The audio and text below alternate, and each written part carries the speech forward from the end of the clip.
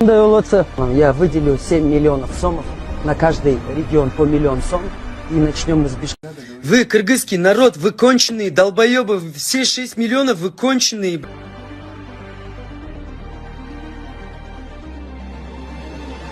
Это несет смерть, смерть, смерть.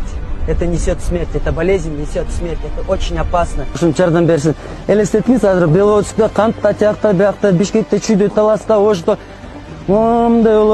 Я выделю 7 миллионов сомов на каждый регион по миллион сом.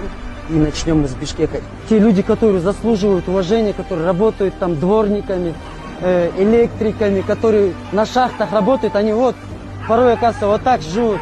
Пока очаг маленький, на этапе зародыша мы можем его завалить, затушить. Все, комплект. Да. Все, все. Не я, это от Бога. Происходит хаос, происходит паника. Сейчас люди могут начать воровать или куда-то лезть, что-то будет происходить.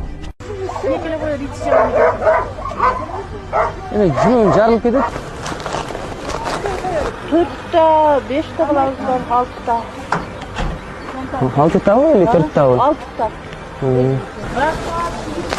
Жоқ, Аллах разы болсын деңіз. Киши жоқ, ешкім жоқ бақта, только Аллах. Все. Все, окей, дальше куда? Тетя Люба. Тетя Люба. Да. Мы пришли немного поддержать вас, потому что продукты дорожают, и да и очередь на них большая. Салам алейкум. Анда, Миктели, давайте. Сіздің не қарыздарыңыз бар ғой? Қанша сом қарызыңыз бар? Қарызым бір 25. Берчи, дай мне 30 тысяч. 30 мың. 5 мыңы балдарға чай пай алып, татты-патты алып, үйден шығарбаңыз. Вы, кыргызский народ, вы конченые долбоебы. Все 6 миллионов вы конченые, блядь. Чтобы, блядь, помочь человеку, я что должен, блядь, обязательно по халалу, блядь, работать, зарабатывать, блядь. Блядь, что я должен быть миллиардером? Қой, блядь, илерге тамақ жетпейді, беріп қойбайлы өтсі. Ай, жоқ, бербе. Я же миллиарды же, это, другим путем же, блядь, заработал. Да қой бербе, блядь.